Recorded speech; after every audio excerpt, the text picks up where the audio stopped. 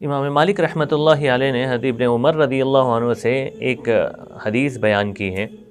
آپ علیہ صلوٰۃ والسلام کی مجلس میں ایک صحابی آئے اور انہوں نے آ کر کہا الدنیا ادبرت عنی، کہا کہ اللہ کے رسول دنیا میرے سے دور ہو گئی ہے، بڑے احوال ہے، بڑا پریشان ہوں، پیسے نہیں ہیں، ہر چیز ختم ہو چکی ہے، فقیر ہو گیا ہوں، مطلب یہ ہے کہ فخر و فاخے میں میری زندگی گزر رہی ہے، تو کیا کیا جائے؟ آپ علیہ صلوٰۃ والسلام نے کہا کہ تو ملائکہ کی نماز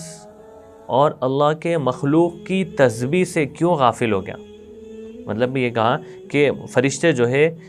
ایک ذکر کرتے ہیں اور اللہ کی مخلوق ایک ذکر کرتی ہے، وہ بڑا جاندار ہے، اور اللہ کے نبی نے کہا کہ اللہ کے مخلوق کے ذکر کرنے کی وجہ سے ان کو روزی دی جاتی، جب تو یہ ذکر کرے گا تو تجھے بھی دی جائے گی۔ آپ علیہ صلوٰۃ والسلام نے پھر کہا ہر دن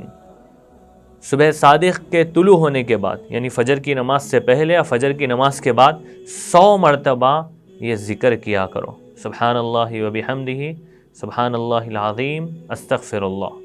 اور آپ علیہ الصلوۃ والسلام نے گارنٹی کے ساتھ کہا صحابی کو یأتیک الدنیا صاغرۃ، کہ دنیا تیرے پاس ذلیل ہو کر آئے گی یہ پڑھنے کے بعد۔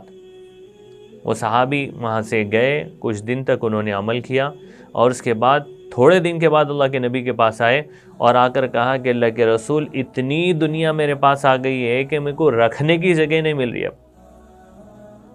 بہت شاندار وظیفہ ہے، یہ دعا ہے جو اللہ کے نبی نے سکھائی ہے، تو اس کو پڑھنے کا اہتمام کریں۔ دیکھو فخر اچھی چیز نہیں ہے، آپ علیہ صلوٰۃ والسلام نے ترغیب دی ہے کہ اوپر والا ہاتھ بنو، نیچے والا ہاتھ، اوپر والا ہاتھ بنو، الید العلیٰ خیر من الید السفلیٰ، تو اسے اوپر والا ہاتھ بننے کے لیے محنت بھی کرنا ہے، اس کے ساتھ یہ دعائیں بھی پڑھنی ہے۔ اس کی اور بھی تفصیل ضیاء النبی والیوم نمبر 5 پیج نمبر 902 پر لکھی ہوئی ہے۔